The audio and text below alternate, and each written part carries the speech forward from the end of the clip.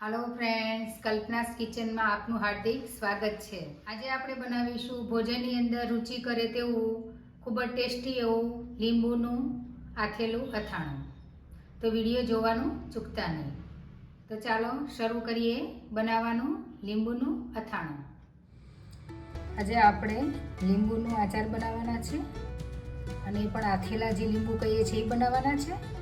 मैं अँ अर्धो किलो लींबू लीधा है અને આ છે અમારા ઘરની લીંબુડી છે એટલે અમારે 12 માસ લીંબુ થાય છે એટલે મને વિચાર આવ્યો કે ચલો લીંબુનું અથાણું બનાવીએ।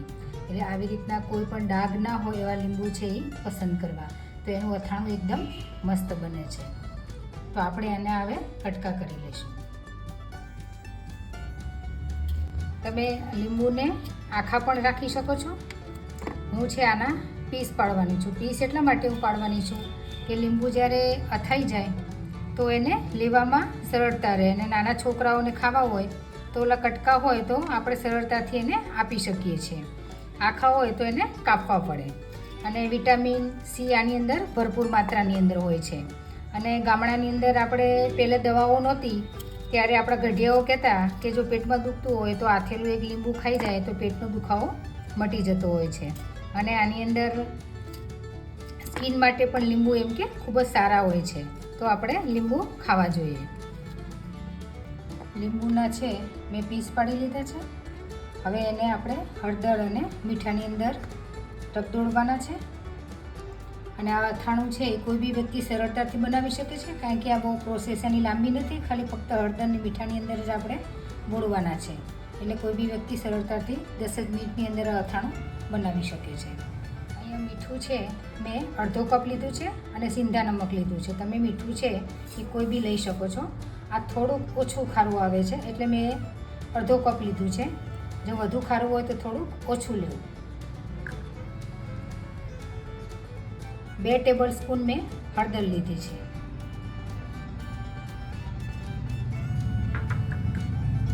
હવે આ બંનેને આપણે મિક્સ કરી દઈશું અને જે રીતના આપણે કેરીના અથાણા બનાવીએ છીએ અને કેરીને રગદોળીએ છીએ એ રીતના લીંબુના જે પીસ પડ્યા છે આપણે એને રગદોળી દઈશું।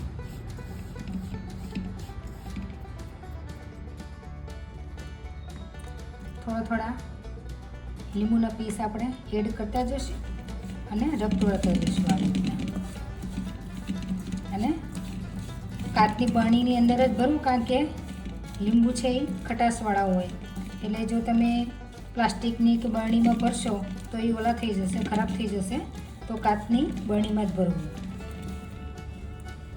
આવી રીતના ભરતા જવું અંદર।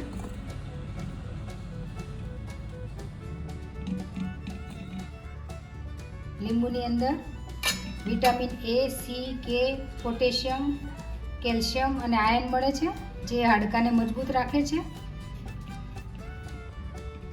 લીંબુ છે એ હાર્ટને હેલ્ધી રાખે છે અને બીપીને કંટ્રોલ રાખે છે અને સ્કિનને પણ હેલ્ધી રાખે છે।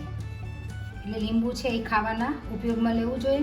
બધા જ અથાણા તમે બનાવો છો તો એ મસાલાથી ભરપૂર હોય છે। આ એક જ અથાણું એવું છે કે તમે ફક્ત લીંબુ અને હળદરમાંથી બનાવી શકો છો અને આપણા હેલ્થ માટે પણ ખૂબ જ સારું છે અને ખૂબ જ ટેસ્ટી બને છે। લીંબુનું અથાણું એક જ એવું છે કે જે તેલ વગર તમે કરી શકો છો અને તમારી ઇમ્યુન સિસ્ટમ પણ વધારે છે એટલે તમારી બોડીને પણ એ હેલ્ધી રાખે છે।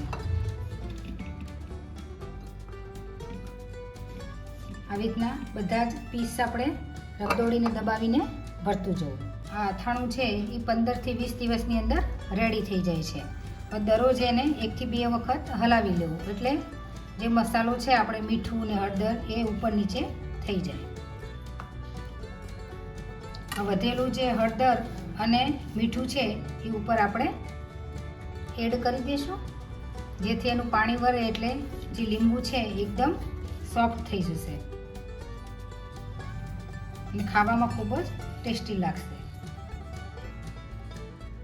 જે લીંબુનું આપણું અથાણું છે એ ભરાઈને રેડી થઈ ગયું છે। હવે 15-20 દિવસ આપણે રહેવા દઈશું એટલે જે લીંબુ છે એકદમ સોફ્ટ થઈ જશે પણ દિવસમાં 1 થી 2 વાર હલાવતા રહેવું।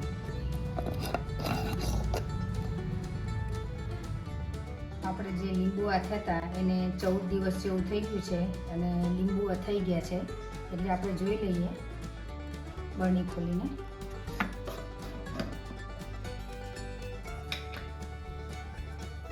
એકદમ સરસ આપણા લીંબુ અથાઈ ગયા છે. આપણે એને બાઉલની અંદર બહાર કાઢી લઈશું. એકદમ પીળા થઈ ગયા છે. આ લીંબુનું અથાણું એક જ એવું છે કે જેની અંદર તેલ નથી હોતું, અને જેમ આ અથાણું જૂનું થાય એમ એક દવા તરીકે કામમાં આવે છે. અને જે લોકોને આફરાનો અને અજીર્ણનો પ્રોબ્લેમ હોય એને આ લીંબુ ઉપર મરીનો પાવડર છાંટી અને ખાય તો આફરો છે એ તરત બેસી જતો હોય છે. હવે તમે જોઈ શકો છો એકદમ મસ્ત આપણા લીંબુ છે અથાઈ ગયા છે. હું તમને એક પીસ તોડીને બી બતાવું. એકદમ સોફ્ટ થયા છે. તમે જોઈ શકો છો એકદમ સોફ્ટ થઈ ગયા છે. એટલે આ લીંબુ તમારે 1-2 દિવસ વધુ ઓછો થઈ શકે છે, 15 થી 20 દિવસની અંદર અથાઈ જતા હોય છે. તો આવી રીતના તમે કરશો તો તમારા લીંબુ બી એકદી સરસ અથાશે. તો તમે જોઈ શકો છો કે આપણા લીંબુનું અથાણું છે એ રેડી થઈ ગયું છે અથાઈને. તો તમે અથાણું ક્યારે બનાવો છો તો મને કોમેન્ટ સેક્શનમાં જરૂરથી જણાવશો. તો મળીએ નેક્સ્ટ વિડીયોમાં. ત્યાં સુધી બધા જ ફ્રેન્ડને જય શ્રી કૃષ્ણ. જો તમને મારી રેસીપી સારી લાગે તો મારી ચેનલને લાઈક, શેર અને સબસ્ક્રાઈબ કરવાનું ભૂલતા નહીં. Thank you.